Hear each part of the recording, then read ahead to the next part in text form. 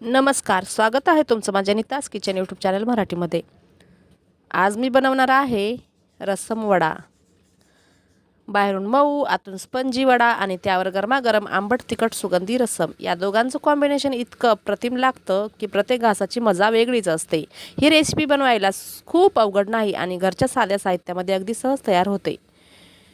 तर म्हणून व्हिडिओ शेवटपर्यंत नक्की पहा। व्हिडिओ आवडला तर लाईक करा, तुमच्या मित्रमैत्रिणींसोबत शेअर करा आणि अशाच पारंपरिक चविष्ट आणि सोप्या रेसिपीसाठी आपल्या चॅनलला सबस्क्राईब करायला विसरू नका।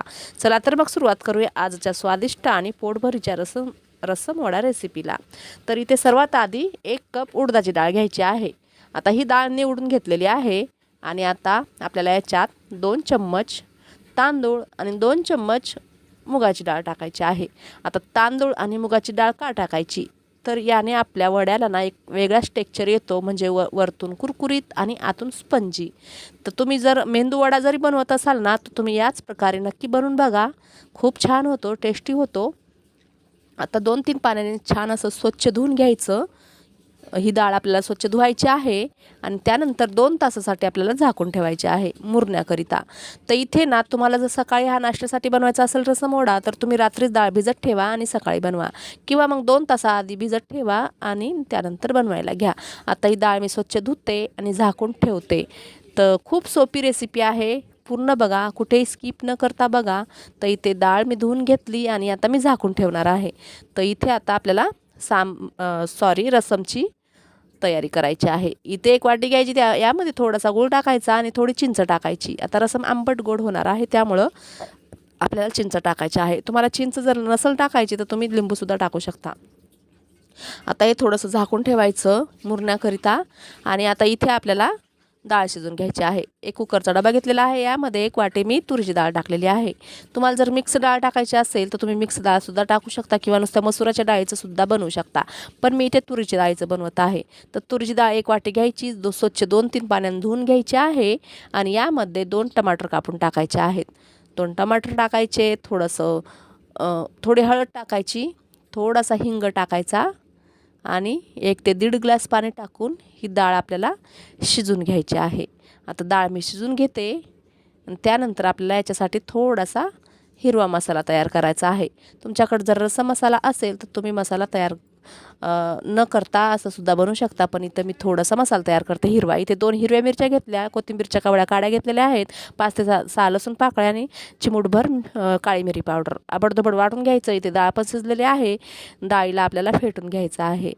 तर डाळ तुम्ही गाळा पण शिजवू शकता किंवा अशा प्रकारे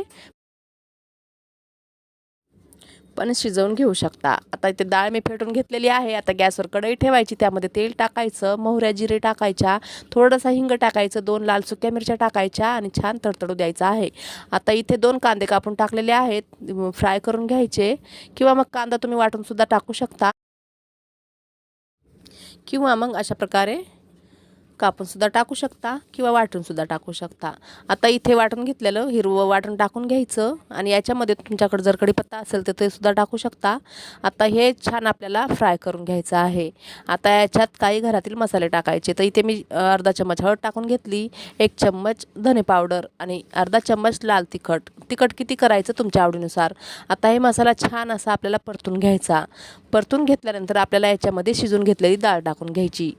तर आणि रस्सम थोडंसं पातळच असतं, त्यामुळे पाणी किती टाकायचं, म्हणजे घट्ट बनवायचं की पातळ बनवायचं तुमच्या आवडीनुसार, पण रस्सम पातळच छान लागतं। तर इथे 1 चम्मच मी सांबर मसाला टाकलेला आहे। तुमच्याकडे जर रस्सम मसाला असेल तर तो सुद्धा तुम्ही टाकू शकता। आता 1 चम्मच रस्सम मसाला सांबर मसाला टाकला आणि 1 ते 1.5 ग्लास पाणी टाकून आपल्याला हे मिक्स करायचं आहे। आता याच्यामध्ये चवीनुसार मीठ टाकायचं आणि छान उकळा येऊ द्यायचा। आणि आता इथे ना ते गूळ आणि चिंच मी भिजत ठेवली होती ना, त्याचं पाणी करायचं आणि चाळून घ्यायचं आणि ते पाणी याच्यात आपल्याला टाकून घ्यायचं। तुम्हाला जर चिंच इथे नसेल टाकायची तर तुम्ही इथे लिंबूसुद्धा पिळू शकता। तर इथे मिक्स करायचं आणि थोडीशी कोथिंबीर टाकायची आणि 5 ते 10 मिनटं आपल्याला मीडियम गॅसवर हा रस्सम आपल्याला शिजून घ्यायचा आहे। तर मी इथे 5 ते 10 मिनटं शिजून घेते आणि आता आपल्याला वडे बनवायचे तयारीला लागायचं आहे। आता इथे डाळ पण भिजलेली आहे, 2 तास झालेले आहेत। आता 2 तासानंतर आपल्याला बघायची डाळ भिजलेली आहे, छान मुरलेली आहे, याच्यातलं पाणी सर्व आटलेलं आहे. आता ही डाळ आपल्याला पाणी न टाकता वाटून घ्यायची आहे. याच्यात पाणी टाकलं ना तर वडे तेल पितात आणि मिश्रण पण पातळ होतं आणि वडे तेल पितात. त्यामुळे पाणी न टाकता आपल्याला ही डाळ वाटून घ्यायची. तर मिक्सरला मी छान बारीक डाळ वाटून घेते. तर डाळ आपल्याला बघू शकता अशा प्रकारे वाटून घ्यायचं. मिक्सरचं भांडं उलटं करायचं, बघायचं पडतं की नाही पडलं तर समजून जायचं बराबर आहे. आता एका टोपामध्ये मी हे सर्व वाटलेलं मिश्रण काढून घेते. आणि आता आपल्याला जर याच्यात इनो सोडा काहीच टाकायचं नसेल तर आपण काय करायचं, याला हाताने एकाच डायरेक्शनमध्ये 5 ते 7 मिनटं फेटून घ्यायचं आहे. आणि इनो सोडा टाकला ना तर हे वडे ना तेल पितात आणि तेलकट बनतात. त्यामुळे इनो सोडा न वापरता तुम्ही अशा प्रकारे फेटून फ्लफी बनवा हे मिश्रण आणि वडे बनवा. तर मी 5 ते 7 मिनटं छान असं फेटून घेणार आहे आणि एकदम हलकं मिश्रण करणार आहे. तर बघू शकता अशा प्रकारे आपल्याला एकाच डायरेक्शनमध्ये याला फेटून घ्यायचं आहे. तुम्ही हाताने फेटा किंवा मग एखाद्या चम्मचने फेटा, पण हाताने लवकर फेटल्या जातं. तर इथं मिश्रण फेटून घेतलं. आता एक वाटी घ्यायची आणि त्यामध्ये पाणी घ्यायचं आणि पाणी टाकून आपल्याला थोडंसं मिश्रण टाकून बघायचं. पाण्यावर हे तरंगत असेल ना तर समजून जायचं रेडी झालेलं आहे. आता आपल्याला वडे बनवून घ्यायचे आहेत. आता गॅसवर बघू शकता इथे वाटीत छान हे वडे वड्याचं मिश्रण तरंगत आहे. इथे गॅसवर सांबर शिजलेला आहे आणि सांबर नाही रसम, तर रसम शिजलेला आहे आणि छान याचा सुगंधसुद्धा सुटलेला आहे. तर इथे याला ठेवायचं साईडला आणि आता आपल्याला वडे तयार करून घ्यायचे आहेत. बघू शकता वड्याचं मिश्रण छान असं फ्लफी झालेलं आहे.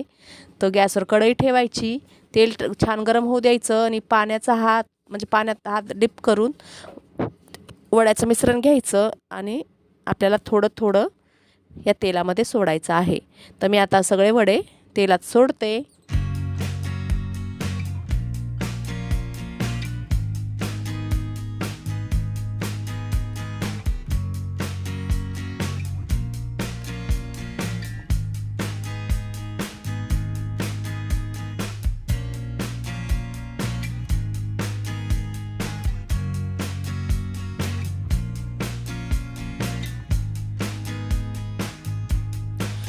आता तेलात वडे टाकल्यानंतर अलटी पलटी करून छान ब्राऊन रंगाचे होईपर्यंत तळून घ्यायचे. बघू शकता किती छान झालेले आहेत हे वडे. तर आता मी काढून घेते आणि दुसरे पण असेच करते. तर इनो सोडा टाकलं नाही ना आपण, त्यामुळं छान वडे झालेले आहेत. अजिबात तेल राहत नाही याच्यामध्ये. तर तुम्ही अशा प्रकारे नक्की करून बघा. तर आता मी एका बाउलमध्ये काढून घेते आणि दुसरे पण असेच करून घेते. तर याच्यापेक्षा सुद्धा तुम्हाला डार्क म्हणजे जास्त ब्राऊन करायचे असतील तर तसे सुद्धा तुम्ही तळून घेऊ शकता किंवा अशा प्रकारे सुद्धा करून घेऊ शकता. आता मी दुसरे पण असेच करून घेतले आणि आता मी सगळे वडे तळून घेतलेले आहेत. तर तुम्हाला दाखवते मी वडे किती वरतून क्रंची झालेले आहेत आणि आतून सॉफ्ट झालेले आहेत. तर इथे मी दुसरे पण वडे तळून घेतले. तर वडे झालेले आहेत रेडी. बघू शकता किती छान दिसत आहेत आणि वरून कुरकुरीत आतून सॉफ्ट झालेले आहेत. तुम्हाला तोडून सुद्धा दाखवते, बघू शकता. तर त्या एका प्लेटमध्ये आपल्याला रसम घ्यायचा आहे, त्यामध्ये आणि वडे टाकायचे आणि गरमागरम हा रस्सम वडा खाऊन घ्यायचा. आता संध्याकाळचं पोटभरीचं जेवण असो किंवा सकाळचा नाश्ता असतो, तुम्ही हा रस्सम वडा तयार करून बघा आणि रेसिपी पूर्ण बघा. रेसिपी कशी झाली असेल ते मला कमेंट बॉक्समध्ये सांगायला विसरू नका. तर हा रस्सम वडा रेसिपी रेडी आहे. तुम्हाला आवडली असेल तर व्हिडिओला लाईक शेअर कमेंट जरूर करा. चॅनलला एक सबस्क्राईब नक्कीच करा. चला तर भेटूया परत एका नवीन व्हिडिओमध्ये नवीन रेसिपी घेऊन. बाय. जय महाराष्ट्र.